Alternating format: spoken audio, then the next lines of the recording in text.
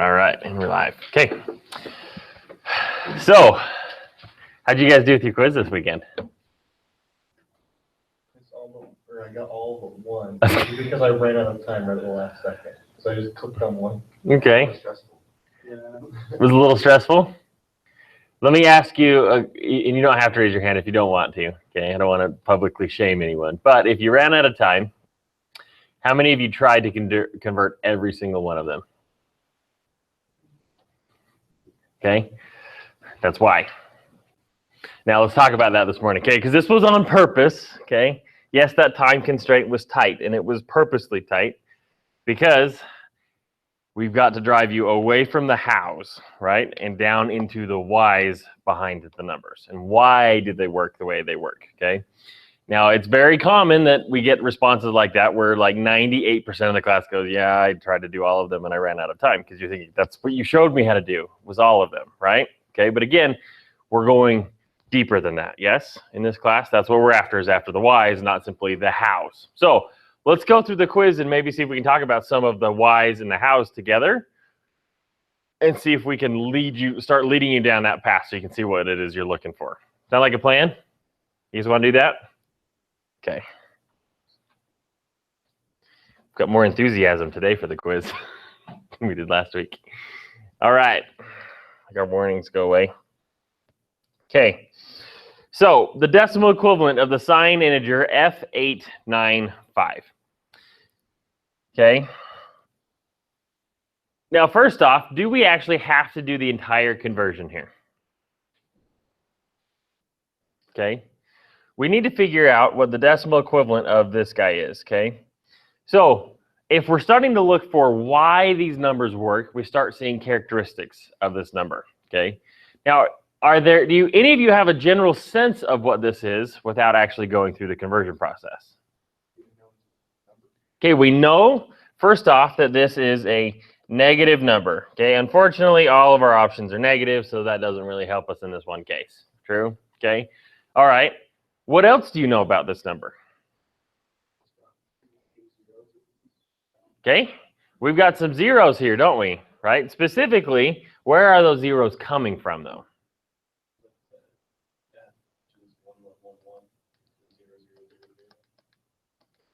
Exactly. So what does that mean when that F becomes zeros? What does that mean to the end number? There's no factors of 4096. Yes. So what does that mean we can do here with our options? Okay, we can eliminate these guys both immediately, can't we? Because that F is a 1s, which becomes zeros when we flip it, because we know that we're flipping negative numbers. So there has to be no factors of 4096 because we've got zeros there. It's impossible. Okay. What else do you know about this number now? Okay. How can you tell me that you can eliminate that number very safely? Okay. What happens to that 8? Flips to a 7, right? Because an 8 is 1, 0, 0, 0, which then when we flip it becomes 0, 1, 1, 1. Okay. That gives us a 7 in the what position? Times 256, right? So is there more than 7 factors of 2, or is there at least 7 factors of 256 in 357? Okay, it doesn't fit, right? There's not enough of them. We would have needed only 1 factor of 256 to fit for 357 to be considered a valid option, right? So because we have more, we can pretty safely assume that number is what? Negative 1899, right? Because what is 7 times 256? You guys are going to want your calculators again today. So if you're being shy with it, just pull it out now. We're doing math all day today. Pardon? Okay. Is 1792, right? So is 1792 fairly close to 1899? Is it less than 256 in its relationship to it? Yeah, so we know that it's there. In fact, if we were to keep going, that 9, what happens to that 9? becomes a 6, right?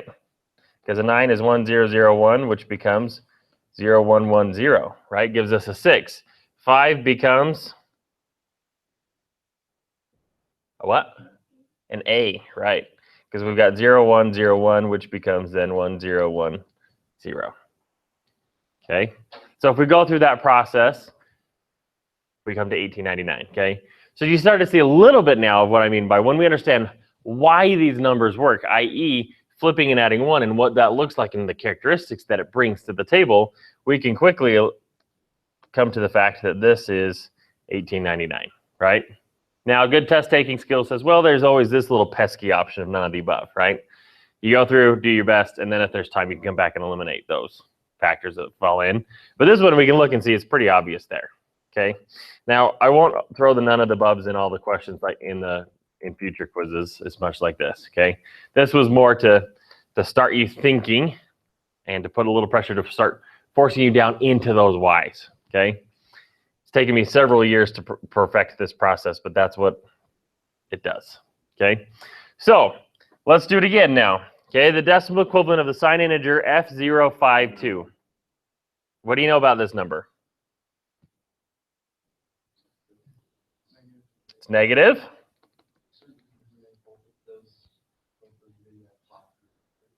Okay, we can eliminate positive numbers, giving us 2 options left. Right, because this guy becomes a 0, right? So there's no 4096s, but it's pretty close to it though, isn't it?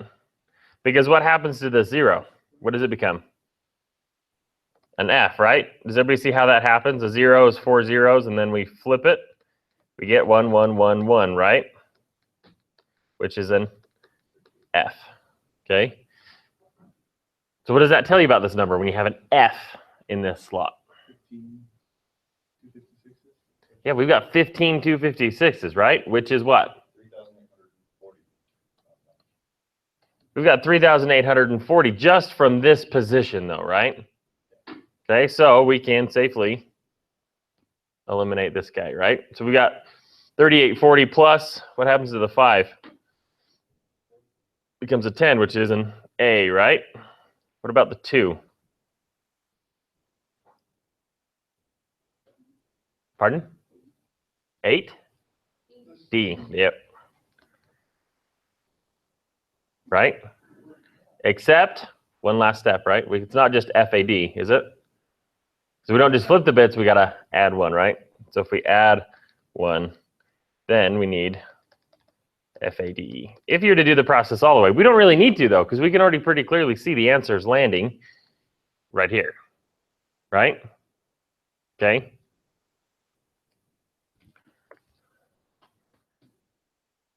All right. Now this one was a question most of you did pretty well on. There were a couple of you that struggled with this, so let's talk about this for just a minute. Okay, which digit determines whether the sign integer is positive or negative? The most significant, okay? Now, there were several students who chose to put this word despite us talking about it, okay?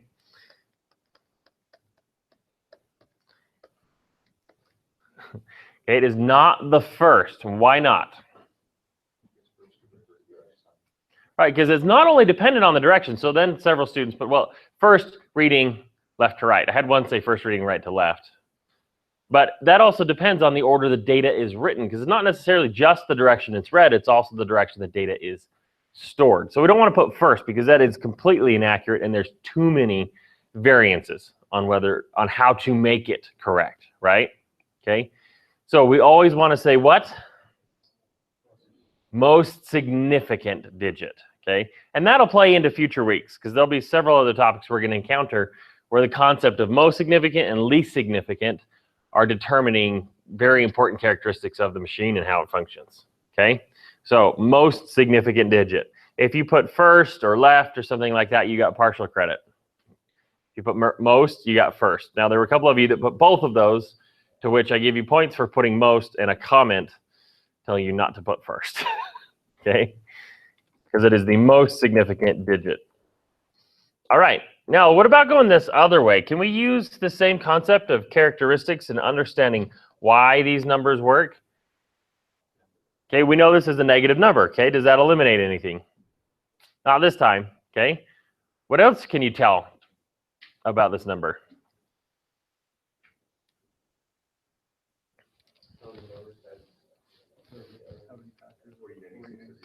Yeah, we have no factors of 4096. Okay, does that help you? It does. How? F means that there are no 4096. Right. So if it doesn't start with an F, can't be any of those, right? Because what happens to the B, right? Because a B is a 10, 11, right? What happens to it? Right. It becomes a 4, meaning we've got a number there that it's at least 4 times 4096, right? So we can eliminate all 3 of those. You're starting to see a little bit about what I'm talking about when I'm looking for why these numbers work the way they do, okay? Because when you're in the real world, what is it that you're going to need to do? Precisely convert this number by hand, or have a sense and an understanding of what it is the computer's trying to show you? Yeah, you're going to be looking at a debug display and go, okay, well, yeah, that's probably what it is, or yeah, that's close enough. And if you need precision, what's the likelihood of you doing this entire process manually? 0. You're going to use what? A calculator for it. I mean, that's what they're for, right? Absolutely the truth. You'll get out in the real world, you'll use a calculator for the full conversions. That's why we need to get down into those whys, because you absolutely will, on a regular basis, actually need to be able to look at these values and have a sense of what it is they mean, okay? All right, so we got face. All right, what is the hex signed integer equivalent of the decimal number negative 34,769? Okay. Why are you saying none of the above? All right, because what was our limit? This is an overflow indeed. What was our limit?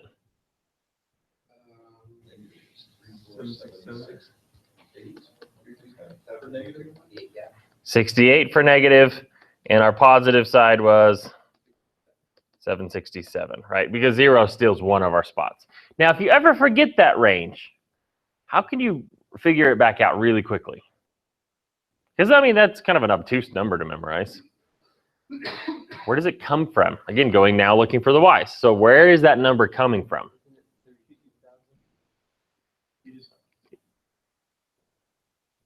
Yep, it is. Okay. Just go 15 times 4096 and then add up all those spot places. We could, right? There's an easier way though. Okay. Because what's our biggest number we can store here? F, right? Right? Or 16 to the 4th, or in binary 2 to the 16 minus 1, right? Okay. Now, half of our range is half of negative, half of our range is positive. So if we were to look at FFFF or, plus 1, because that would consider all of the options, right? Because 0 counts as an option. Or we could say 16 to the 4th or 2 to the 16th, right? Because that in all cases of those, that's accounting for all of our ones being present, right? Our biggest number we can say. So it's 2 to the 16. What is that? 65,536, right? Okay. But does that mean I can handle negative to positive 65,536? How do 2's complement work?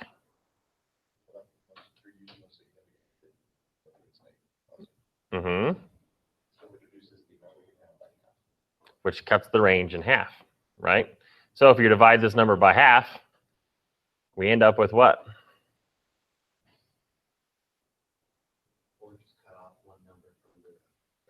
Yep. Or you could just simply say, okay, if I'm going to remove one bit, what's 2 to the 15, right? That'll give me my negative limit, because 0, I have to take 1 away from that to get my positive limit. Okay.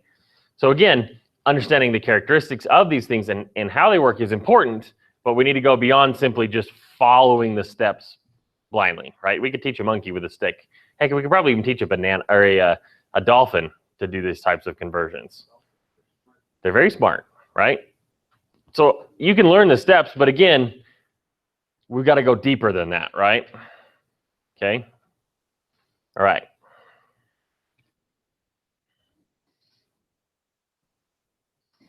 So what is the hex signed integer equivalent of 12,854?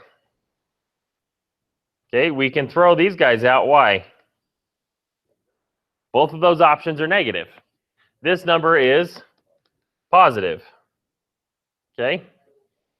What now? This is the same number written again in hex now. So is that going to be equivalent? No. Therefore, we start to come through. Yes? Okay. You guys are starting to seem like you're catching a little bit of the idea here. I'm seeing more confident faces now. All right. Okay. How about this one? What is the signed integer equivalent of the hex number 7FFF?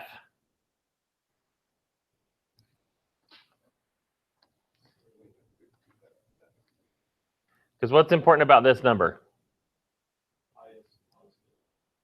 Right, this is our positive limit, considering 16 bits, right? But I told you guys to assume 16 bits for the semester when we deal with signed and unsigned integers, yeah? Okay, so it's our positive limit, which was what? 767, right? Okay, which if you go through to the process, 7 times 4096, you do have to get all the way to the end on this one. So if you're going to follow that thinking process, it's going to take you a while to convert this one, versus if we focus in again on the characteristics, then we can quickly come to the right place. Okay? All right. What we got? 3 left? All right. Negative 32,760. Okay. It is. We're going to be very close to our negative number. Okay, so we have a negative number. What is it? What can you eliminate immediately? Both of those suckers are gone, right? Do they do you any good? No. Okay. All right.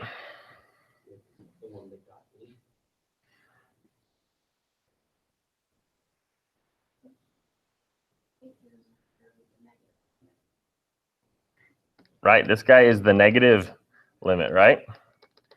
Which was negative 32,760 what? 8. Notice the relationship here between this digit. How far apart are they? 8. Is there an option that's only 8 away from our negative limit?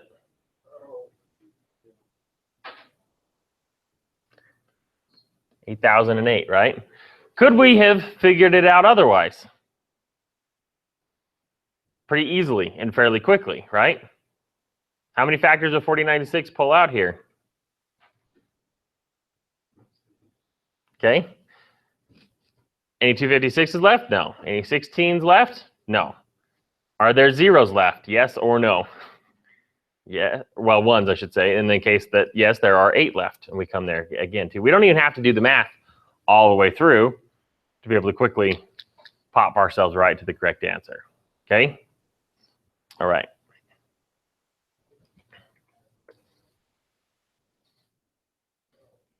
Wait, what? What? Wouldn't that be the hex equivalent That's what it asked for. on the next one? Okay, so let's talk about this one, okay? What is the decimal equivalent of the signed integer negative 23456?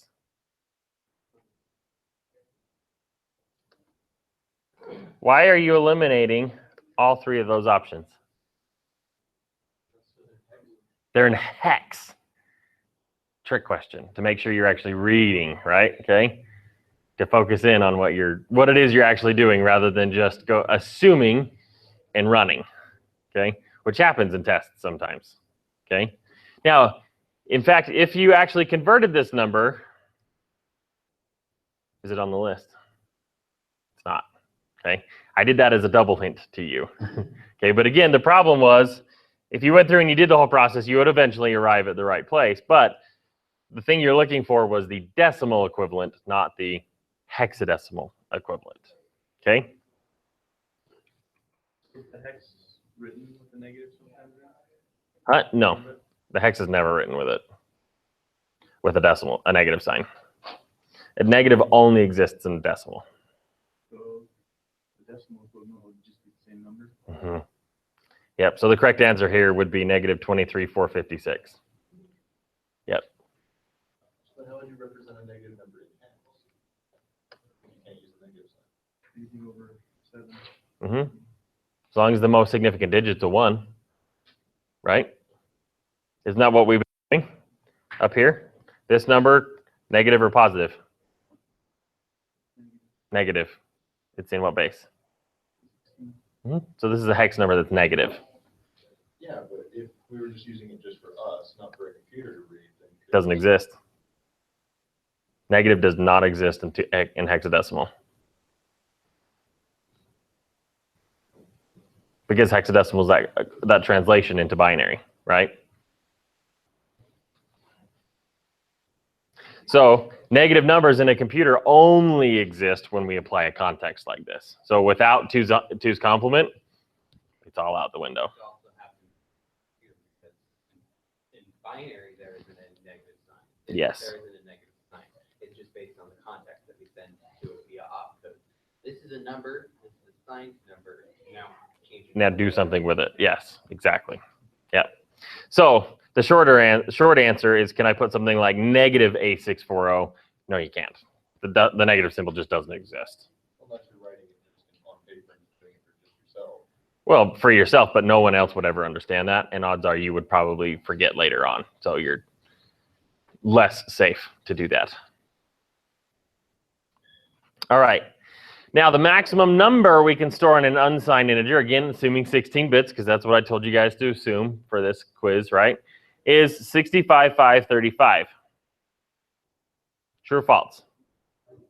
True, right? Because, again, once we're unsigned, we're not splitting that range, are we? Right? Because what's our biggest possible? I mean, how did you come to the fact that this is true? How did you know that? Yeah, we can say, okay, FFFF, which is this, right? Or we could say 2 to the 16 because there's 16 bits minus 1 because of 0 will also get us 65,535, okay? All right.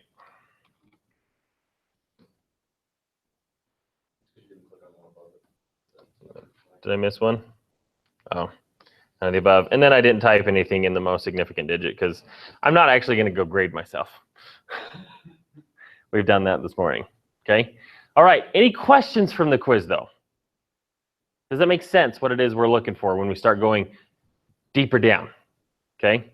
Now, if you didn't do that this quiz, okay, just to set the expectation, if you didn't do that this quiz, that's okay. 98% of my class doesn't.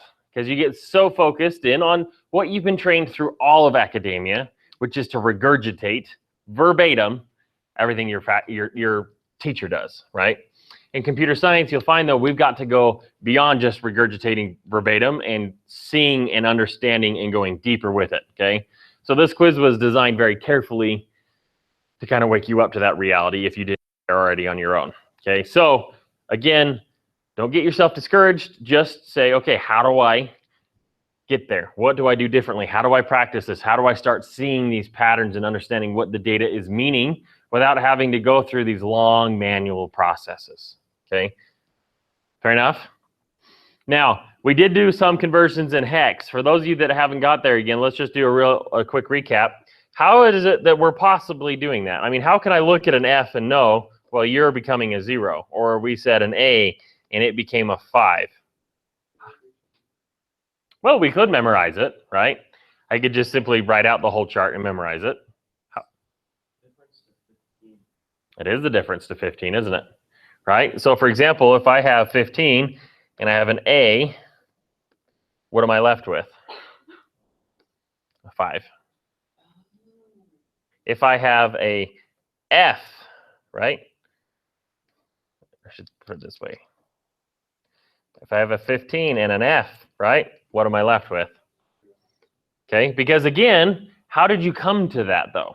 Because again, we're after the Y. So why does that work?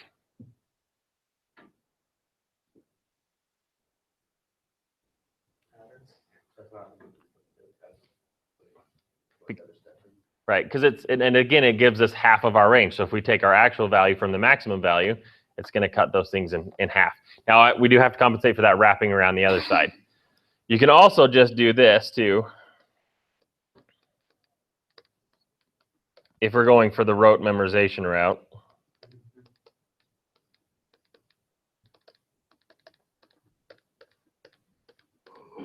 Right?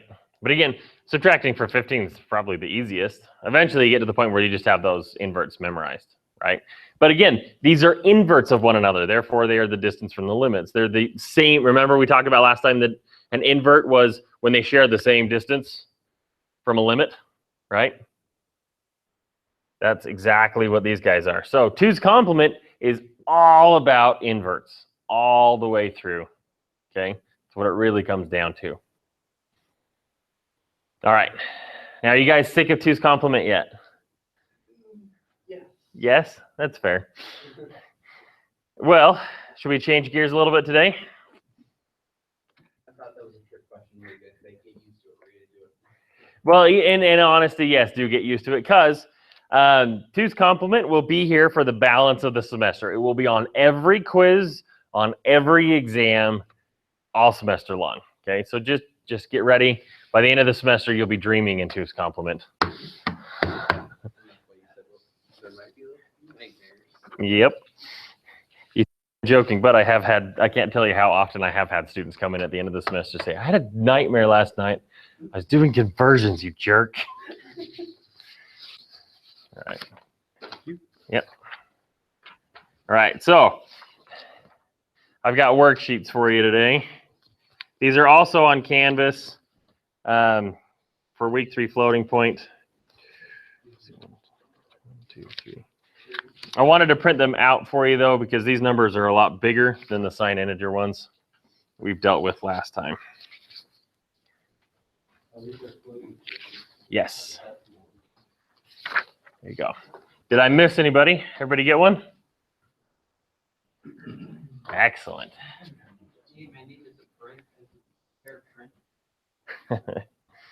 Okay. Well, it's a function. It's supposed to be a joke. You put your name in is the argument for the function. Yes. Somebody got my lame joke for once. Okay. So let's talk about this. Now, how did you know when I give you last week, for example, when I gave you a number such as A640, how did you know that number was negative and blah, blah, blah, blah, blah, according to, to implement the 2's complement standard? How did you know that? Okay, well, that's using the standard. The most significant bit is using the standard. How did you know to use the standard in the first place? Because I told you to, right? Okay. Now, again, data on a computer without being told what that data is just random noise, okay? We're going to have the same thing this week, but just bigger, right? And every time we study the way data is stored in a computer, it's going to be the same problem. If we have data, we have to know what that data is or we can't interpret it, okay? So what we dealt with last time was the same as declaring an int in most languages or, a long just with bigger, okay? Again, int and longs were both bigger. I guess if we are precise, what we dealt with was a short because it was a 16-bit integer, okay? How often in computers, though, can you deal with just whole numbers? Yeah, most of the time when you need to create a calculation, you're going to be with floats. Ints are good for accessing data, for loops, for things like that, right? But as soon as we start getting into mathematical operations, the majority of the time we're going to need to be dealing with numbers beyond whole values, okay? In a high-level language, this would be something like a float, okay? The concepts, unlike before, okay, the concepts of a double are similar, but not entirely the same. Okay, it uses a standard that evolved off of float. Okay, with short, int, and long, we could just add more bits, and the process was identical. Okay, a float, what we're going to look at today is 32 bits. A double is 64 bits. Now, while they are similar in basic concept and most of the same structure, they are slightly different. Okay. Doubles are fairly complex, and we're not going to have time to get into them, okay? Really, if you understand how a float works, you're close enough, okay? So we are going to spend pretty much most of the entire week, I guess I should say. We're going to spend all of today and half of next time discussing floating point numbers, what they mean, how they work, how did we teach a computer to do this, okay? Again, because we're trying to focus on now how is a computer getting down to doing this, and then next week we'll start getting into now the digital level, okay, that electrical level. So we need to focus in on a float. Now let's do this. Anybody have an idea of why it's called a float when you declare it in a programming language? Okay, what does floating point mean though? It means where it has a decimal along a certain point, the digits afterwards. Right. We can have, say, one digit and a decimal point here, right? I could also have the decimal point be over here instead, or I could have it be over here or over here, right? The position of the decimal number, exactly as you said, floats around within the values to allow us to show very large numbers and very small numbers in the same format, okay? Because if we had a fixed precision number, on the other hand, what does that mean? Right, the placement of the decimal point is fixed. It's always in the same place. Fixed digit numbers are sometimes used with money, for example, because there's always 2 decimal points, right? Okay, that would be a fixed precision number. We're going to focus on a float because that's a standard thing that's in pretty much every programming language. Most programming languages don't support the concept of a fixed precision number, okay, and haven't. In fact, most banks aren't even built on fixed precision numbers. They're built on highly precise, very long numbers. So when you spend like 2 cents, they're actually using something like 30 digits to represent those 2 pennies to keep their math straight, okay? But we're going to focus in on float. Now, we need a standard for this. Now, floating point is based off of an IEEE standard, okay? Now, IEEE, anybody heard that term before? Or you recognize it from your reading in week 1, right? IEEE, what is it then?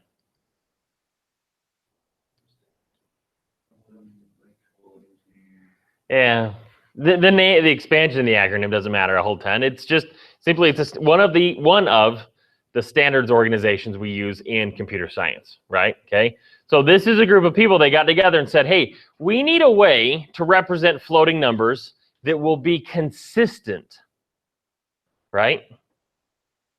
We need somebody to figure out the complexities behind this. We need to make this consistent because otherwise, what really was happening is before float came out, was for the floating point number, the IEEE here came out, every language and every company even that wrote the compiler was making up their own version of this, okay? Because this isn't baked into the hardware now. This is baked into the software side. And there were different problems with each of them. They would each have different levels of precision. They'd have different levels of accuracy. There were bugs and there were flaws and there were lots of problems because it was just a whole bunch of home-brewed solutions, okay, to a very common, problem. So IEEE stepped in and developed the IEEE 754. Wow, I'm going to rewrite that because that's funky. Okay, this is the standard that we used, is the 754 standard. Okay, IEEE 754, and then the name is floating point.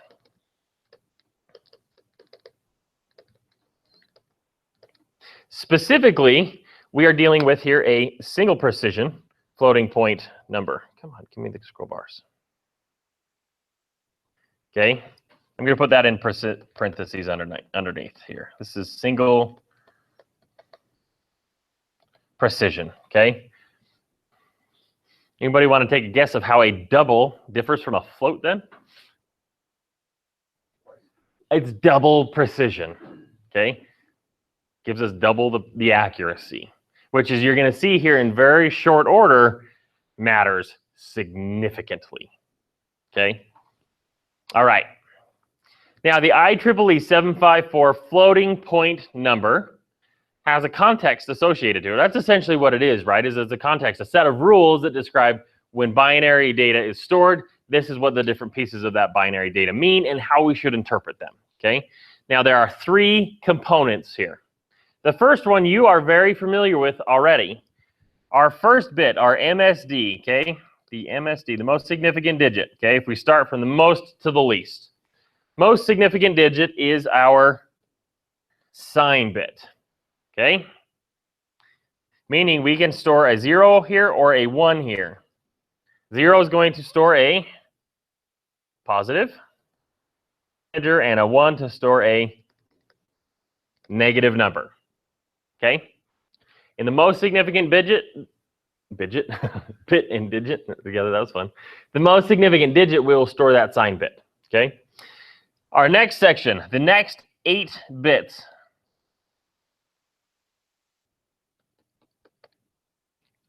Okay? Now, the next 8 bits. Your book is going to use a slightly different term. In fact, the formal term in the standard itself uses a slightly different term than the one I'm going to give it. I'll be upfront about that. But the reason I do that is students it confuses the crap out of you when you focus in on the name, okay? Because we're not generally pure mathematicians yet. You guys aren't all the way there into mathematics yet, okay? So formally, this is called the exponent, okay? But if you think about that, you're going to get confused about what it does. So we are going to call this, for clarity's sake, the exponent field. Okay, for now. Fair enough? The formal name is exponent, but we're going to call it exponent field because it will confuse you less. Promise. Okay? And the third and final portion is the mantissa or the significand. Okay? Scott? So, in our thing, so when we do it, would it be most significant digit or bit? Why did you change it? It's the same thing, digit or bit.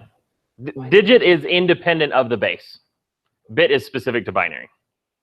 The bit, and then immediately afterwards, the 8 next bit. That's not pretty. But it's life. Yeah. And you're going to find that and pretty much every number later on is going to be broken down into multiple pieces like this. Every type of data in a computer breaks down into multiple pieces like this. So we can compact it in. The thing that I'm a little bit annoyed with is that it's not separated into the nibbles or the bytes. And it all. Well, it's because otherwise you end up wasting a lot of space though, don't you? We'd end up with a lot of dead air because I only need 1 bit for the sign. Okay. All right. So we've got the exponent field, which is 8 bits. And then the last one here. The original name was a mantissa.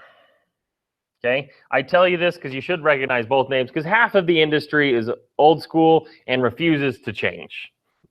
Now, if any of you have taken any advanced mathematics courses, you know a mantissa actually is a mathematical term. And it's not this, okay? So IEEE has been trying diligently to change the name. Okay, well, they formally changed it, but trying to get the industry to adopt the new name. So I'm going to teach you both of them, okay? The name that they've changed to most accurately reflects what this is actually called in mathematics. Unfortunately, they didn't really consult a mathematician when they developed it to know there was actual names for these pieces, okay? So the next piece is also known as the significand. Okay, so if I say mantissa or I say significand, or in a job interview, either of them come up, they refer to the same thing. Okay, now the mantissa and the significand are 23 bits, which is the remaining, right? If we have 32 bits, I remove 8 for the exponent field and 1 for the sign, I'm left with 23. Okay, almost.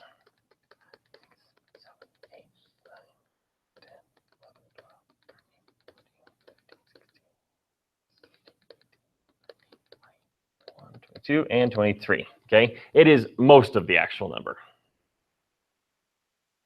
Minus a bit. Okay, all right. The mantissa or the significand.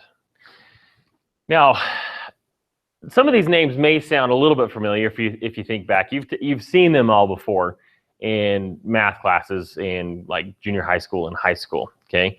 Because the numbers, when we're representing a floating point number, you'll find that the general concept is very familiar to you, okay? Now, anybody ever worked with a number like this?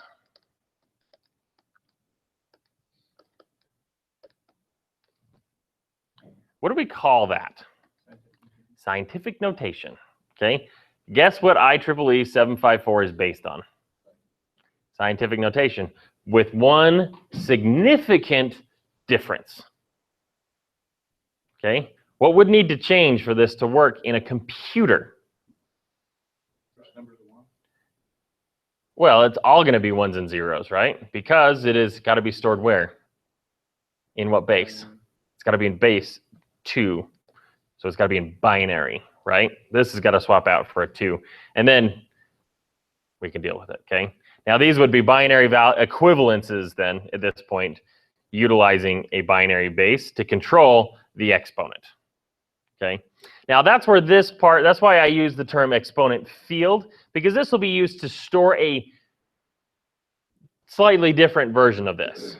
Okay, because scientific numbers such as this one had a -8, right? I could also do something like 2.46 times 10 to the. Are both of those valid options? What's the difference between the two of them? The direction the decimal moves, right? One is very large, one is very small, right? Because I end up with a tiny little fractional piece, or a great big whole number by the time, because I've only got 3 things. So by the time I take my decimal point and go 8 times, space is over, we end up with a pretty big number. Okay, does that make sense? Because of that, the exponent field will store a number that will allow us to move that decimal, okay?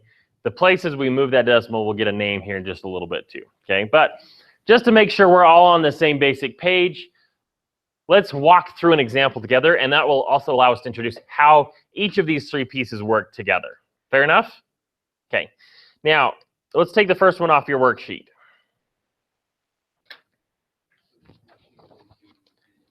So we've got C51DD400, okay?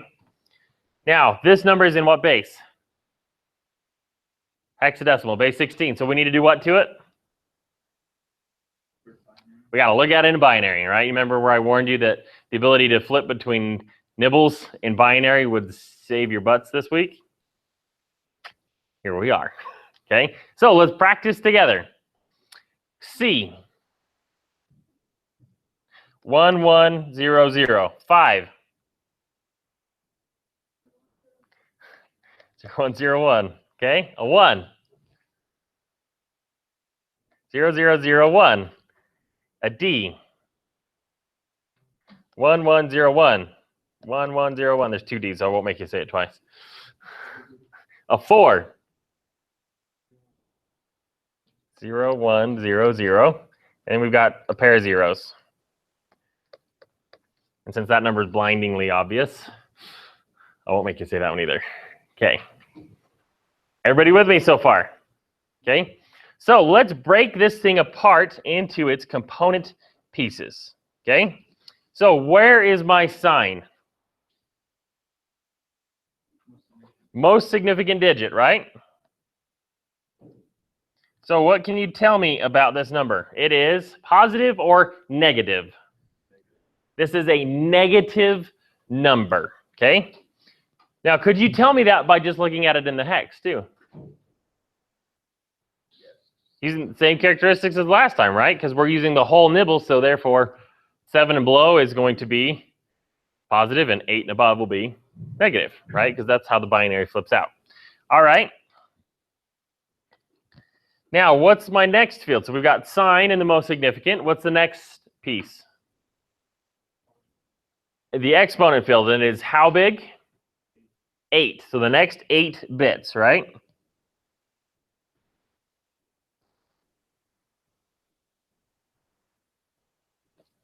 is our exponent field. Okay. And lastly, the remaining how many bits? The last 23 bits are what? The significand, right? I'm just going to put sig for short. What was its other name to make sure we are all on board with that? The mantissa. Good. Way to go. Okay, we have the significand or we have the mantissa. Same name or different name, same thing, right? Okay. So let's look at this number piece by piece by piece. Okay, that's why I've broken it up into different colors, make it a little bit easier to track because there's a lot of moving pieces here. Okay, so we know the sign was negative. We'll come back to that in a little bit, right? So let's look at the exponent field because that's we're gonna need that, right? Okay, so the exponent field. If I were to rewrite that, I have 1 0 0 0 1 0 1 0, right? Okay. What does that translate to in hexadecimal?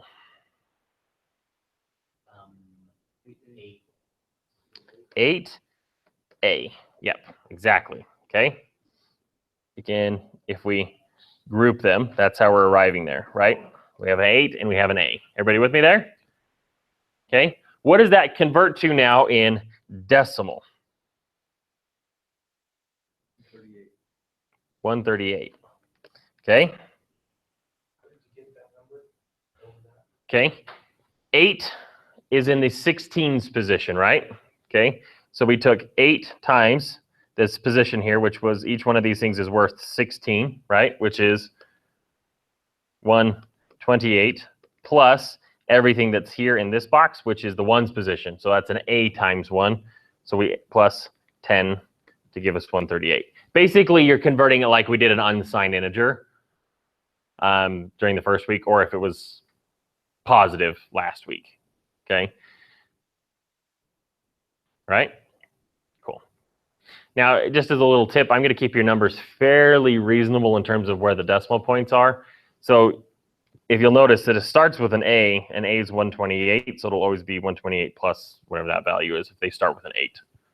So you can just kind of memorize that one. It'll help you a little bit, but not a ton. Okay? Because again, we're just taking this number and converting it directly to decimal. That's all we've done. Is taking that hex and converted it straight to decimal. Okay? Now, this is the value of the exponent field itself. 138 is the value of the exponent field. Okay? Now, we are going to use the exponent field similarly in concept to the way we did with 2's complement, i.e., we are going to dedicate half of the range to positive values and half of the range to negative values. However, we didn't want to sacrifice an entire bit into something we're already kind of constrained with, so we didn't 2's complement the full thing, because we didn't want to sacrifice a bit for the sign, essentially, okay? So instead, we are going to just use the midway point, right? So out of 256 or 255, roughly the midpoint is 127, okay? Technically, it's 127.5, but we can't subtract a half from this, okay? So the midpoint will be 0. So if I were to subtract 127 for this number and I ended up with a 0, that means my decimal point will not move. Okay, if I end up a positive, then my number is going to be getting bigger. If I have a negative, my number is going to be getting smaller. Okay, so we will take 127 from this. Okay, always 127 when we're going hex to decimal. When we're going decimal to hex, we will instead add 127 to the number that we would have. Okay, because we would be starting with this portion of the number, the one we're getting now, rather than, because we're working backwards at that point. Okay, so 138 minus 127, what is that? 11, okay? This number is what we're going to call our bias, okay? It's how many times we're moving the decimal point. We're moving the decimal point 11 times, yes.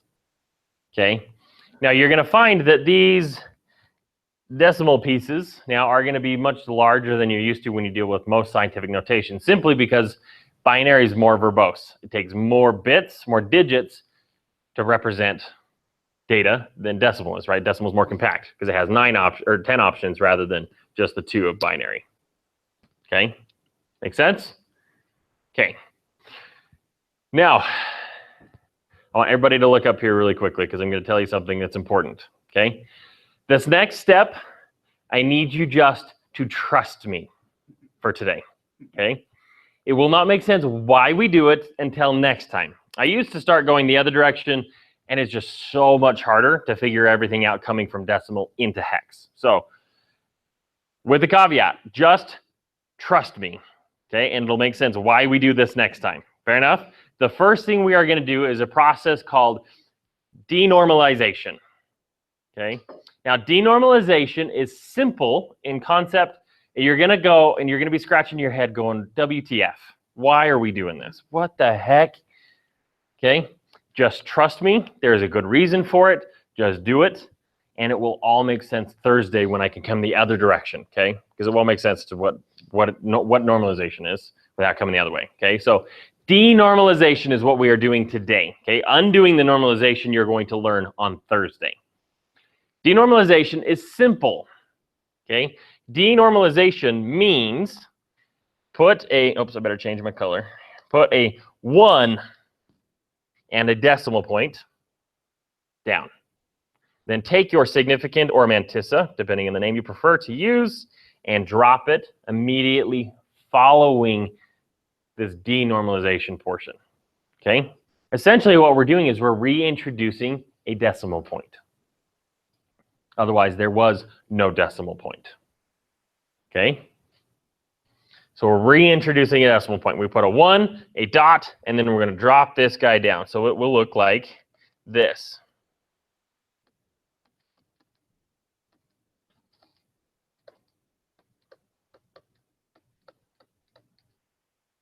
Fair enough? Okay. Again, what was this process called? Denormalization. Okay. We just do 1 dot and drop that sucker down. Okay.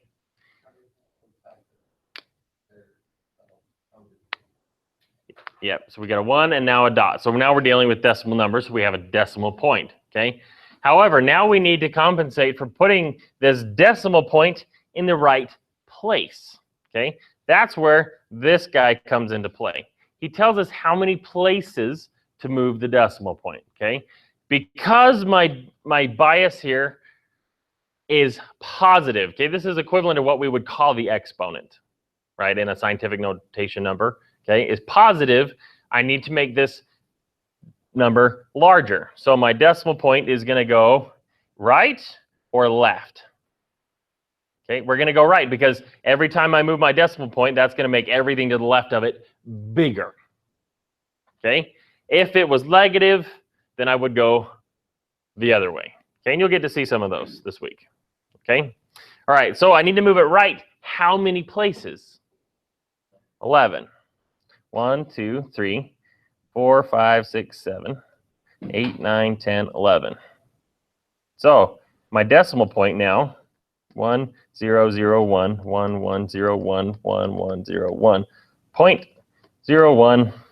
And then the rest of the zeros, do I need to bring all of these zeros down? Why not? They're nothing, right? A 0 on the end, on that far side of a decimal number, essentially the same as it is in a base 10 number, right? It's just has no effect on the number. Now, what if there was a 1 at the very end? Then I'd have to bring them all down to keep my positional values in place, okay? Math people would say keep them because that still shows well. One, People because that still shows you know what those digits are. yeah. You could, but the computer's not going to do it. It's going to just show you the digits with value and then assume zeros on that far side. Much the same is, can I put 0 somewhere else on this thing and not change its value? I can put the zeros, I could put zeros over here too, as well as I wanted to, right? If I had zeros like this, will that change the number? No. So those zeros in the beginning, you just brought those down now? Because Yep, because they were in the significant. Now we need those zeros because they need to be in front of this, or right after this one with a dot. Otherwise, my positional values for my significant are going to be off. Good question. That also will connect into why we normalize next time. Okay. All right. Now, We're almost done. We're on the home stretch, okay? We need to convert both portions of this number, okay? Let's focus on the easy side. Let's do the whole portion first, then we'll deal with the fractional portion, okay? Now, the whole portion, we've got several options. One, you can convert the binary directly into decimal. Or we can use hex as an intermediary, right? Okay. Which, if you're going to do that, though, start from the decimal point with your groupings. By the way, you went 12 decimal points over. 3, 4, 5, 6, 7, 8, 9, 10, 11. Because my decimal point's here.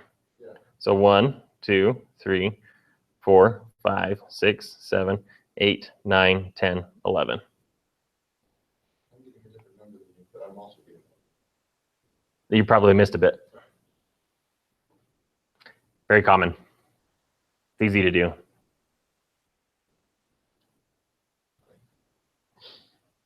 Okay, so let's start grouping. This first one I've designed to easily break into 4s, but oftentimes you'll find that your leading nibble won't be 4 bits. So then you just add zeros to the left side of that and you're totally okay. Fair enough? So what is this? What is this in hex? What's the equivalent? Oh, wait, no. 30. We have 9 what? Did you say to start the decimal? Well, with the groupings, when I did my groupings, okay? Writing it out in hex, it doesn't matter once we've grouped it. So I've got a 9 and then a what? It's going to be a C. 8, 9, 12, 13. It's D. Okay. 10. Oops. 10. 11. 12. A, B, C. 1101 D. Right. Okay. 9 D D. 0.01. We'll come back to the 0.01. Okay. We'll get the easy bit done first. Okay. How do we convert this 90D? What does that mean?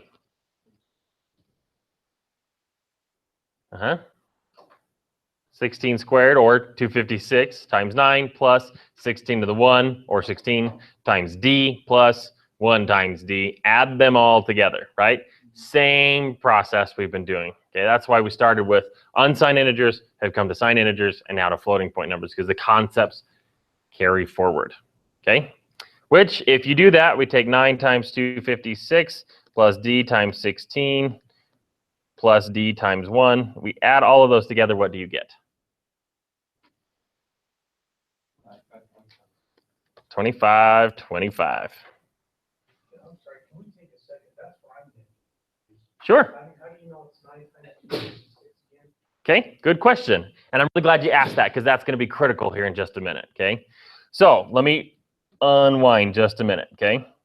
How do we know to multiply here by 256? That's a good question. So we are going to take each of these places, okay, hold a positional value, i.e. the value is dictated by where they are in the number, right? Just like when we do, say, 1,024. We know the 4 is worth 4, the 2's worth 20 because of where it is in the number, right?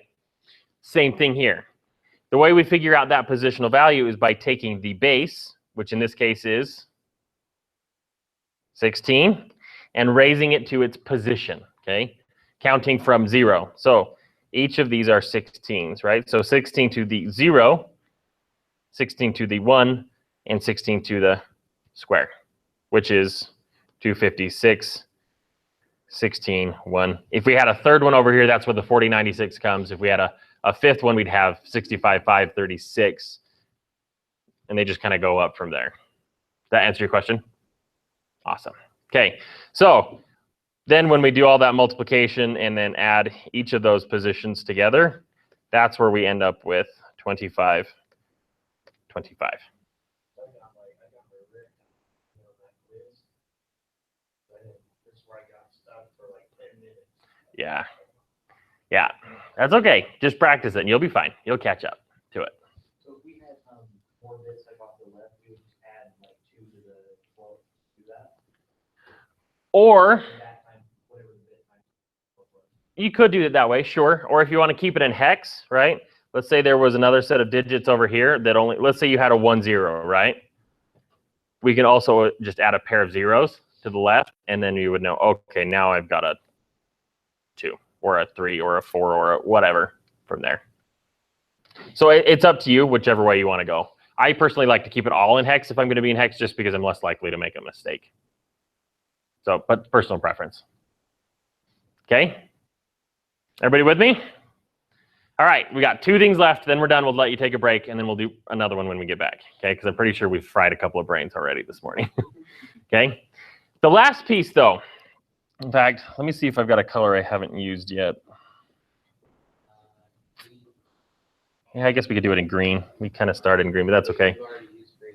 Yeah, it's gray, and you can't see the gray for crap, so we'll go with green. Is this guy. How do we convert a fractional portion of a number?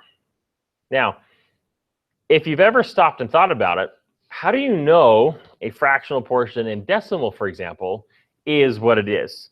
Let me give you an example, okay? Let me erase this here. When you have a number, let's say you've gone to Wendy's, okay? And you're ordering off the dollar menu. How do you know that is 99 cents, i.e. 99 100ths of a dollar? How do you know that?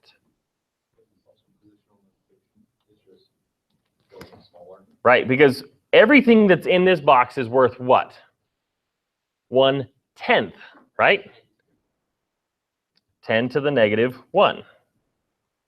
Okay, everything that is here is worth 100th, right? Or 10 to the negative 2.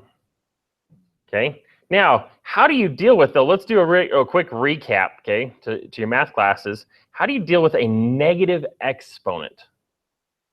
I mean, that's kind of a funky number. It's a fraction, exactly, okay? So in this case, it becomes 1 over 10 squared. Or for this one, we end up with 1 over 10 to the 1. Whenever you have a negative exponent, it's 1 and flip it into a fraction, right? It's 1 of fractional portion. Okay, does that make sense? Yes? So, in decimal, in fact, let's just leave that guy there. Now we're in binary, right? What does that mean? How do we translate these concepts now to a binary number? Which 10 to 2? Yeah, this is going to be 2 to the -1. 2 to the negative 1, right? Okay, 2 to the negative 2, right? Because what was this guy? This is 2 to the 0, which is 1, right? Okay, it's a whole. And then we count up, we count down. Because it's always positional value. It's just a matter of what that position is. Okay? So 2 to the negative 1, or 1 over 2 to the 1, which is 1/2. Right? If we solve that through. So every time there's something in this box, it means there's a half. Right? 2 to the negative 2 becomes 1 over 2 to the 2, which is 1. What's 2 to the 2? 2 times 2, or 4. Okay? Half, quarter. See a pattern. What's happening as I descend down the scale? It's doing what? Doubling when we go left, right? But now cutting in half as we come right. Yeah, because this value here is doubling. Absolutely, our denominator is doubling. So what's our next one going to be? 2 to the negative 3 is going to be a 8th, then a 16th, then a 32nd, then a 64th, 128. Exactly the same positions as on the left, just now as a fractional. So it's 1 over that value. Do we have to leave it in a base 2 system, or can we change it to hexadecimal with that? It'll work. Uh, It's just funky. It'll make your head hurt trying to put it in a hex. You can do it that way. It's just hurts because now that you have to, the positional locations, you know, it gets a little bit trickier to do it in hex, but it can be done. would it be It does. You have all these. It does. But then the math is more difficult to do in your head. With a calculator, it doesn't matter. Pick your base, doesn't matter.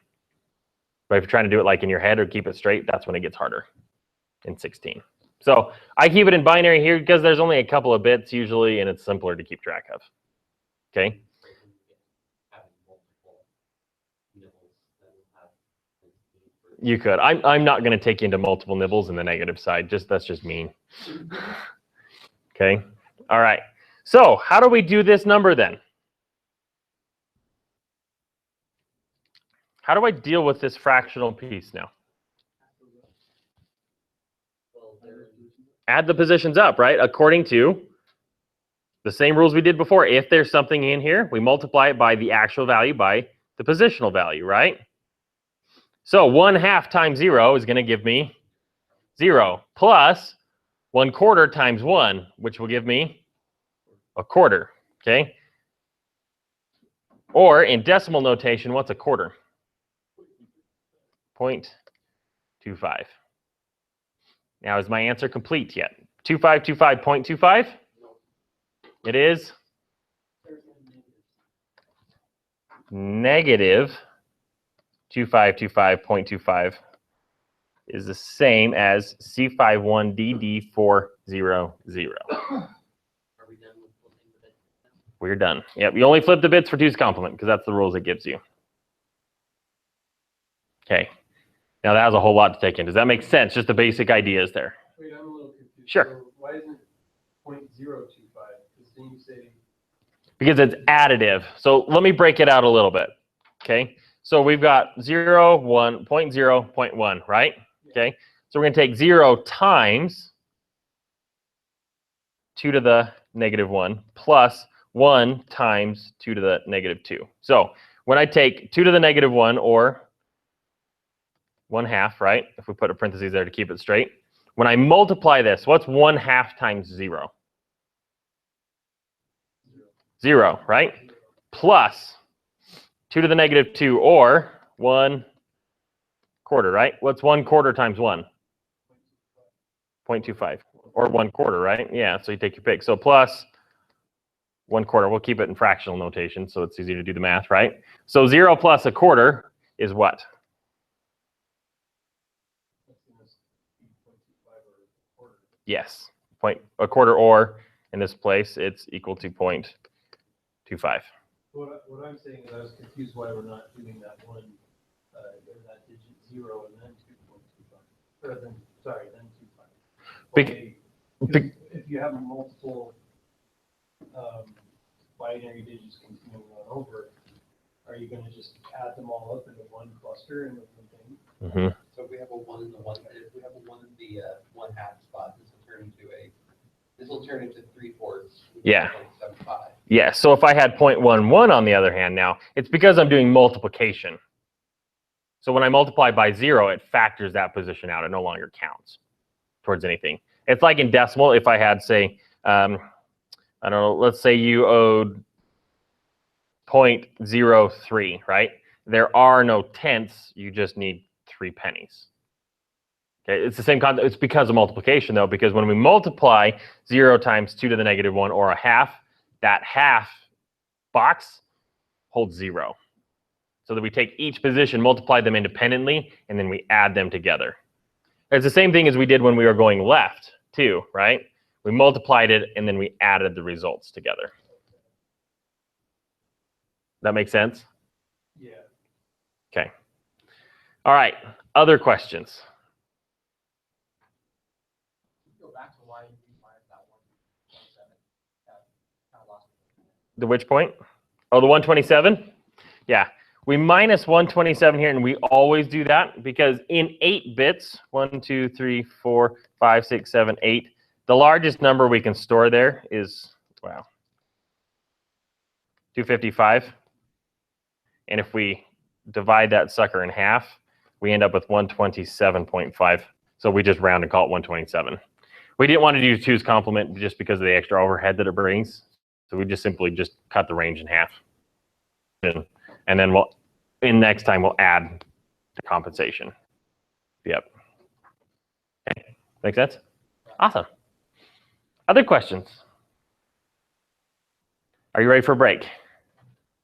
Okay, let's take a 5-minute break. You guys are looking a little frazzled, so let's take 5 minutes. When we come back, we're going to practice a couple more, okay? There's a lot of little moving pieces here, so we're going to need to take some practice this morning, okay? In fact, we'll spend the rest of the day practicing to make sure we understand what it is, because can't get into any whys if we don't know the hows, right? Okay, so go ahead and take a 5-minute break.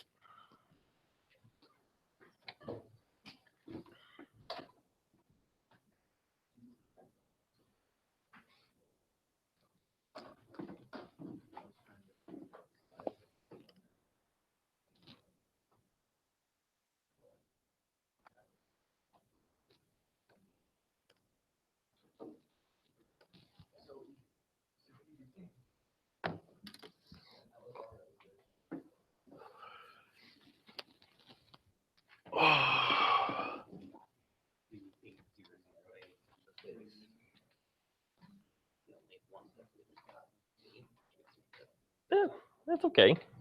Only one, not going to do any long-term effect. You'll catch up. You'll be all right.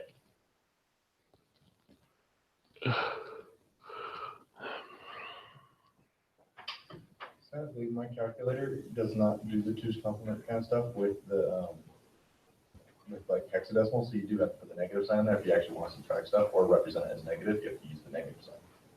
So. That's funky. Because, yeah, technically in hex, it doesn't exist. Now, it's probably because the internal workings of your calculator don't know, because it comes down to the sizes of data. So it's probably not anticipating it according to that.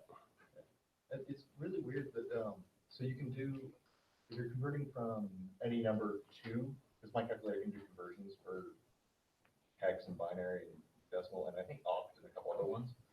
But it only lets you do, I think it's 6 binary digits, but you can do like 8 hexadecimal ones, but it can't convert it to binary for some reason.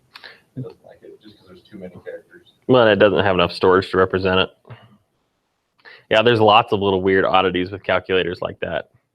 In fact, you can go play with, like, there's several famous examples you could Google and see, like, even the TI, 83 or 84, those fancy graphing calculators. There's several math equations that are blindingly obvious when you do them by hand and you plug it into the calculator and you end up with psychotic answers. Because the way the hardware is trying to implement it, there's just not enough space to do it accurately. It's kind of fun. Yeah. Unless they start turning calculators into phones, or not, or maybe I should say phones into calculators. Anyways. There's net for that. Yeah, but you can't take a phone into a testing center or something like that. Yep. They just make calculators more powerful. I mean, a phone could do that kind of calculation. But... Mm-hmm. So for a double, we have the exponent built. Does it just change it from 2 nibbles to a whole byte? Well, it is a byte right now, because remember, a byte is 2 nibbles. Excuse me, 2 bytes. Yeah, so the process, yes, it does expand, but it also changes the way that it works a little bit, because we're double precision now. So there's a few differences in that it changes the way that the number itself is actually calculated. The broad concepts of using scientific notation like we've done here carries over, but the number itself is calculated slightly differently. We won't dive into that, though, because that would take us way off track from where we need to go. As long as you understand one of these and you get the concepts, again, of working with data and binary and teaching a computer to live in our world, that's what we're after. So double precision is just more complex than we need to deal with.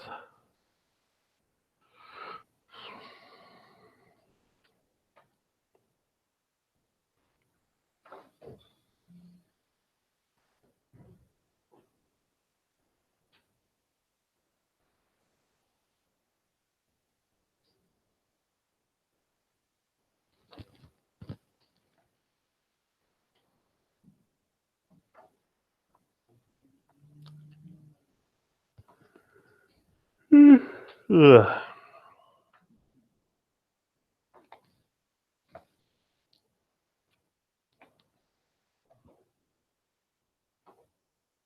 What are your office hours? Do you have office hours in the summer? They're just by appointment, so as students need to meet with me, we just make appointments during the summertime. No, yes, that's not what. And we can either meet in person or digitally, whatever works. Or if you want me to just hang out for a little bit after class one day or meet you before class one day, that all works too. Before class would be brutal. It's not that bad. What do you do, like Google Hangouts or something like that? Hangouts or a Skype session or, something like that. Sounds about right. Yeah. Still trying to figure out why there's a guy at my work who still uses C instead of C++ for doing hardware programming. So all of his stuff is just all jumbled together because it's just a linear. Mm-hmm. Because you're in C. Yeah, I was just kind of looking at his code. It's like, why would you do this when you could? Sometimes C++ doesn't translate real well to embedded systems. So C is still the dominant winner there. Because that's what it was designed for originally.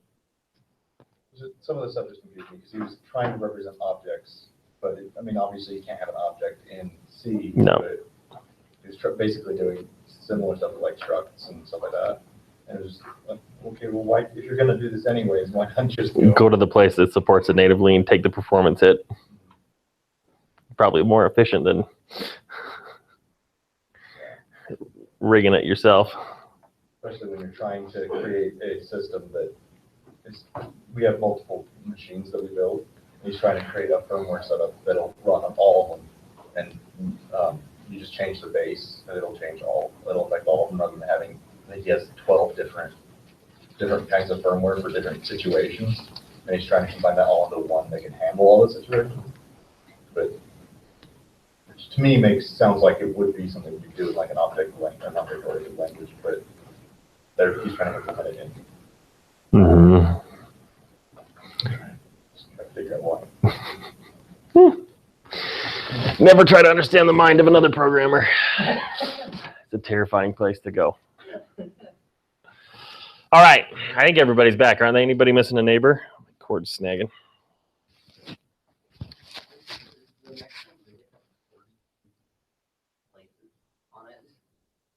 The decimal point? No. No, you've got a calculation error. Okay, so let's do it. Let's do the next one. We'll do one more together. Let's do this next one together, and then we'll let you guys try one on your own, okay? I don't want to throw you to the wolves on your second one because that's kind of brutal. So let's do it together. We've got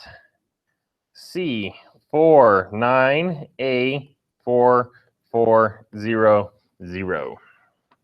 Okay, what's our first step? Let's look at this sucker in binary. I like the way you said that, it sounded epic. Okay, binary, what's it look like? 1100, 0100, 1001, 1010,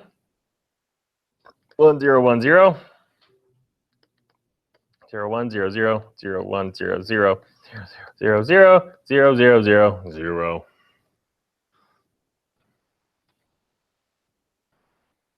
All right.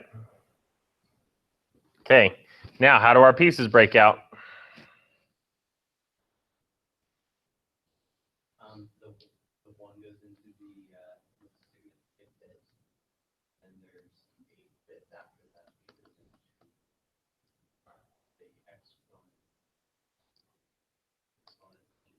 The Exponent field. exponent field that. And the rest is the significant.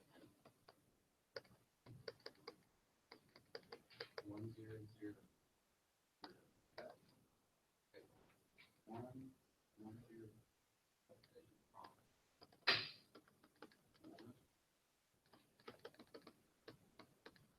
Okay, need 8 bits for your exponent field, right? Which means you're 3 plus the nibble in the first one of the next guy, so you end up with 4. Okay, so this ends up what in hex? What's a 1000? 8. 1001. 9. Good. So 89 hex becomes what? In decimal. I'm sorry, can we do that again real quick? Sure. No worries. Okay. 1000, right, is an 8. And then 1001 is the 9. Yeah. I made a mistake in changing from X. That happens. That's okay. As long as you recognize those mistakes and you can fix them, that's what matters, right? Life's all about learning, which means it's all about screwing up. Okay, 8, 9. 137, right? Because we're 128 plus 9. 137. Okay. Now, we need to compensate this number, right? So we're going to subtract something. 127, right? Compensate for the bias so that we end up with a 10. Meaning we are going to move our decimal point how many places? 10. Awesome. Okay. We have now our next step. What do we call our next step? Denormalization, which meant doing what? There's two things to it. One dot, then drop that sucker down, right? So one dot, and then now bringing all of these guys down, right? 0, 0, 1, 1, 0, 1, 0, 0, 1, 0, 0, 0, 1. I'll throw a couple down for luck. And then because I'm lazy, I don't need to write those extra zeros, because if I need them, I'll just add them back, okay, right? Because they don't do anything. Fair enough? Okay. So now, how many times am I moving this decimal point? How many? 10. So which direction? This way or this way? Are we going left or right? We're going to go right. Okay. So 1, 2, 3, 4, 5, 6, 7, 8, 9, 10. So if we rewrite that, 1, 0, 0, 1, 1, 0, 1, 0, 0, 1, 0, point 0, 0, 1. Right? Okay. Now what?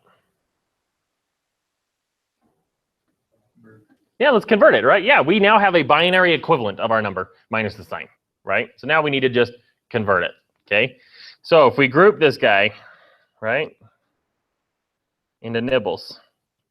Now, what about this? We've run into a problem here, right? We have nice groupings of 4 here and here, but our leading nibble is only 3 digits.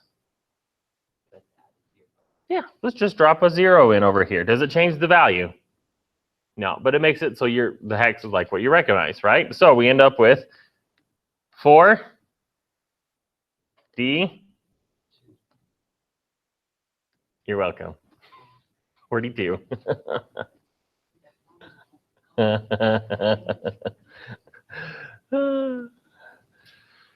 wish there was an R in hex because we could really have some fun. Okay, so 4D R2D2, and we can make lots of Star Wars references if I had an R. Instead, we've got 42. Careful not to say it too fast. Okay, 4D2, which is again 4 times 16 to the square, which is 256, right? Plus D to the times 16 to the 1, or 16 plus 2 times 1, right? Okay. We do all of those. What do we end up with when we multiply and add? 1, 2, 3, 4. Yes?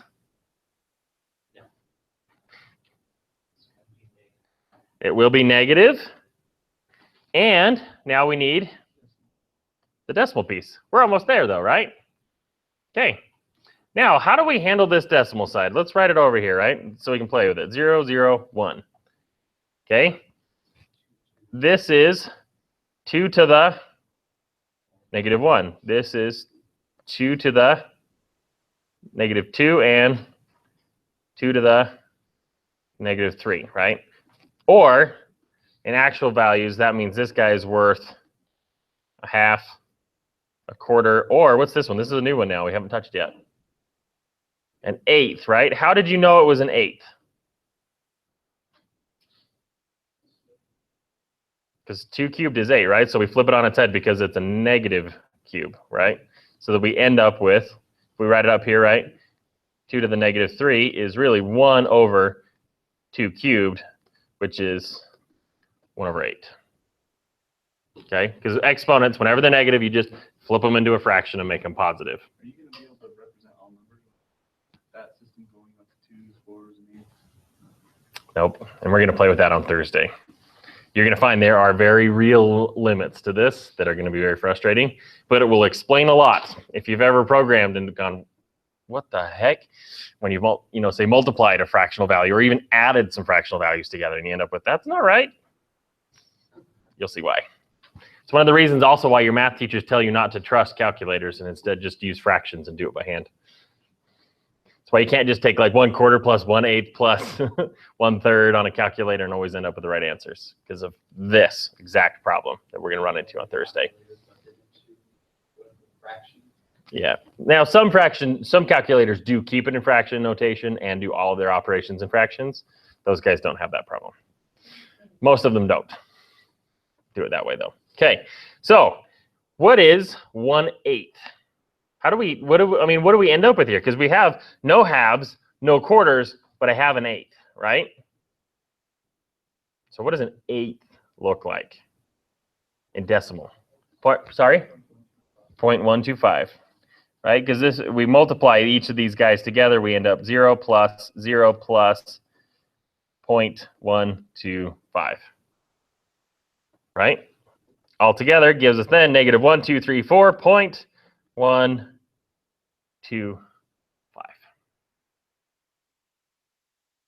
That's why you didn't do 1, 2, 3. You couldn't do it. I could get you close-ish. So I'm still confused on the red part there, the exponent. I have that for a second, I spaced it. So That's fine. it's 8 times 16, and then why do you just add the 9? Right, so so whenever we're doing a conversion like this, right? Okay, let's go back into red. If I take 8, 9 hex, okay? Whenever we do any kind of a base conversion, it's positional value times actual value and combine them all together, okay? So positional value here is 16 to the 1, which is 16. Positional value here is 16 to the 0, which is 1. Why is it 16 to the 0? Because we start counting position from 0. So positional value states 0, 1, 2, 3, 4, 5 as we go left, or negatives as we go right. So we always start counting positional value from 0. And then when we take them and multiply them, so then we end up with 8 times 16, which is 128, plus 16 times 1, which is 9 for our 137. So it's always positional value. So just remember positional value, and we start counting from 0. Okay. Other questions? We're getting there? You guys feeling brave? Ready to step out on a ledge? I hope so, because I'm going to shove you off the cliff. The proverbial cliff. You're a bird. I saw a meme about that actually this morning. It was really funny. The one where it had like the four animals. As the 4 different animals, and it's like a little bear, and the mom's like, "I'll keep you safe." And then there's like I can't remember what all the ones. There was 4 different regular animals that stay with their mom, and I'll keep you safe. And then there's a bird, and then the mama bird just shoves the baby bird off the branch and says, "Fly." So, anyways, okay, I want you guys to do this one. 4, 7, 7, ACE 4, 0. Okay. Now, just as fair warning too for the quiz, I've calibrated these to about 5 minutes apiece for full conversions on floating point numbers. Okay, just so you kind of have an idea of where you need to be. You won't be anywhere near that right now, but you'll need to practice. So go ahead and do 477 ACE 40. Okay. From hex to decimal using the IEEE 754 floating point standard.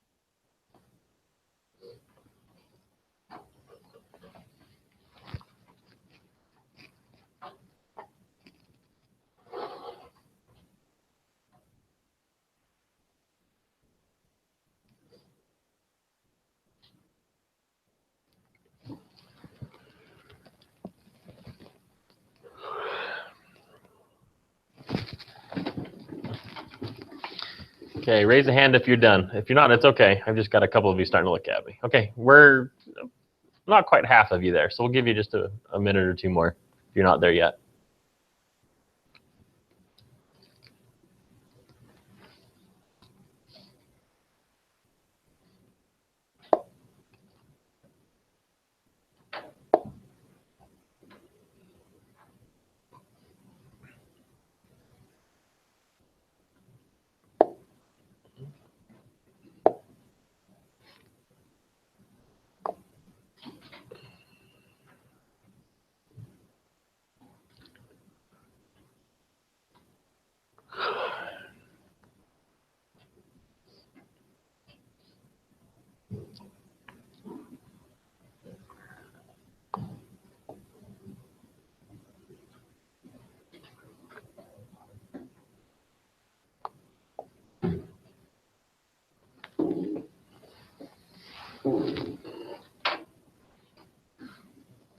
Okay, how about now? Raise your hands if you're done. All right, that's pretty close to the majority there. Not quite everybody, but we've got a majority. So let's move forward. This will probably finish us off today. I don't know if we'll be able to do any more. Plus, I'll show you a tool you can use to help yourself practice these at home, okay? And then we'll be done for the day. So let's do it. 477 ACE40. Step number 1, binary. Okay, what do we got?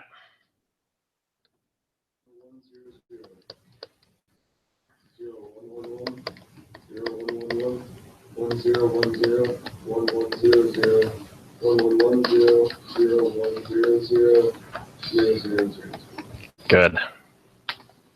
You guys are doing good. We haven't had very many transposed bits this semester when we've done conversions like this. Okay. Like when they're wrong spots. So, okay. Now what? Here's our sign. This number then is, this is a positive. Ooh, something new. We've got a positive number, okay? Next we have, The positive sign. That's funny. And then we have our exponent field, right?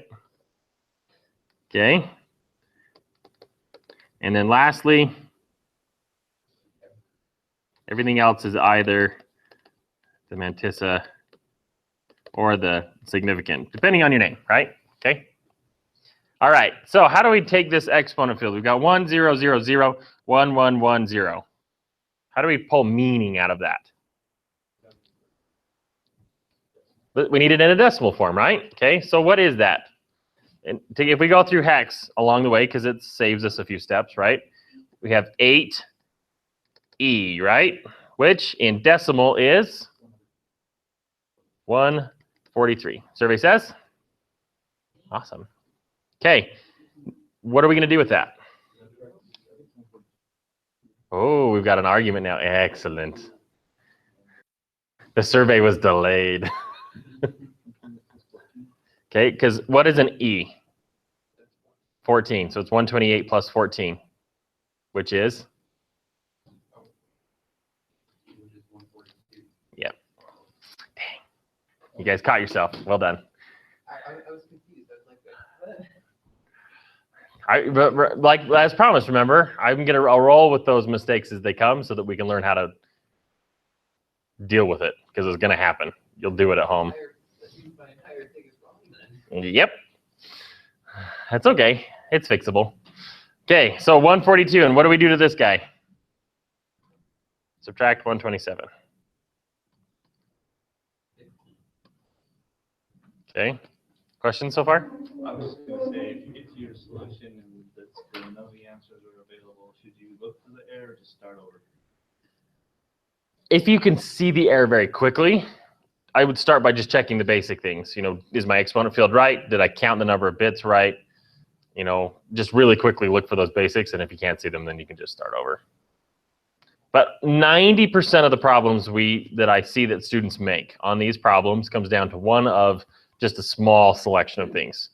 The biggest mistake that students make is they're writing out their bits the first time, or copying bits down. They make a transposition error. You know, a 1 becomes a 0, or you know, they get switched in places. That's by far the most common mistake, is binary issues. Second most common mistake would be in conversion to hex here, or later on once we have the binary equivalent of our number. Those are by far the most two common mistakes. But yeah, so if you can easily see where you went wrong, you can fix it and recorrect. But if you can't see it, you'll spend a ton of time trying to chase it when you can just start over and oftentimes be done faster. Because you have a general sense of what the value should be anyways now. Okay, so now what? Denormalization, the thing I asked you to trust me with, right? Okay, so 1 dot 1 1 1 1 0 1 0 1 1 0 0 1 1 1 0 0 1. I feel like it should be a wrapper whenever I say those things. There's got to be a wrap binary hidden in there. Okay, so our decimal point moves how many times? 15. Okay. 1, 2, 3, 4, 5, 6, 7, 8, 9, 10, 11, 12, 13, 14, 15. Herein is the problem with binary and decimal. You can get your ones really close together, but then it's really hard to do that. Yep. And herein comes the reason that it's important for you guys to practice with this stuff too, because really computers live in this world all day long. To them, decimal and hexadecimal are the strange thing. They're the thing that take a lot of work, versus it's the opposite for us. So that's why it's really part of the reason why it's really important to get comfortable with going between their world and our world. Otherwise, you can never really effectively make a computer do what you want it to do if you don't understand the realm that it lives in. Okay, all right. 1 1 1 1 1. 1, 2, 3, 4, 5. Yeah, I got to count. 0 1 0 1 1 0 0 1 1 1 0 0.01. Yep. Everybody says? Okay, let's group it.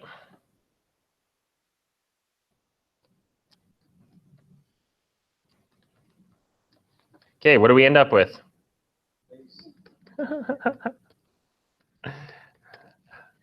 You're welcome. Okay, we got face. What's face break down to? Okay, because we're F times what? 4096, right? Plus A times 256 plus C times 16 plus E times 1, right? Using positional values again, 16 to the 0, 16 to the 1, 16 to the square, and 16 to the cube. So all together gives us what? 64,206? Yes? Okay. Now, point, how do we deal with this side now? How do we go here? Yeah, because it's no halves, but we have a quarter, so 0.25. Okay, 64206.25 is equivalent to 477 ACE 408, in hex. So now, how would you know whether or not you're actually going to need to do this conversion? Whether or not it actually has to have a decimal? So if they tell you it's a floating point number, this is what you do. Because let me ask you this. Is that a floating point number? Yes. Therefore, we use the standard. Yep. So if the context says floating point number, this is the standard you knew. If the context says signed integer, then we do 2's complement at that point. So really, the context of the data is critical because it tells you how does the binary relate to what its meaning is supposed to be. No context, we just got random noise. Okay, questions? Okay, now I would recommend practicing between now and Thursday a little bit, going in from hexadecimal to decimal. Okay, we'll handle having decimal to hex is plus understanding a lot of the characteristics, starting to go into the Y's on next time. So having some experience with the hows will help you. So in week 3, at the bottom of the module in Canvas, there under helpful tools is an IEEE 75 calculator. Now, please pay special attention to the note in parentheses at the end. Okay, you may not use this on the quiz or on the exams. Now, you might think, hey, I take the quiz at home. You'll never know. Guess what? We will. And I will know because you will totally flunk the crap out of all of these on your exam. Okay, because they will be on every quiz and every exam for the balance of the semester. Okay, so you need to know this because honestly, and it's not just for this class, it's once you get down to the real world, you need to be able to look at this and have some sense of meaning, of data, what it means. Is it close to what you're expecting? Is it not? All those types of things, okay? So, but you can use this little calculator here by plugging in a value, and it will give you it in all of the bases, so that way you can kind of check yourself as you work through it, okay? So that can give you something to practice with between now and Thursday. Give you, just plug in a random value, convert it to hex, and go through the process, okay? Or have somebody else do it for you so you don't know the answer at the end, whatever you want to do, okay? Just make sure you get some practice in. On the exam, are we going to be at least given a simple calculator? Or? You will be allowed to use, like a calculator can do the math for you, just not conversions. Right. So if your calculator does conversions for you, you'll have to find a different one. For the exams, you'll either be able to take a sheet of notes or your book. You'll get to choose whichever one you want. It'll be in a testing center and timed, yeah, once we get to those. Yeah, there's a testing center here in this building. One sheet of notes or? Yeah, a single sheet back and front or the book, but that doesn't have notes in it. So either way. Nope. Sorry. Okay. All right, we're done. Thanks, everybody. We will see you on Thursday.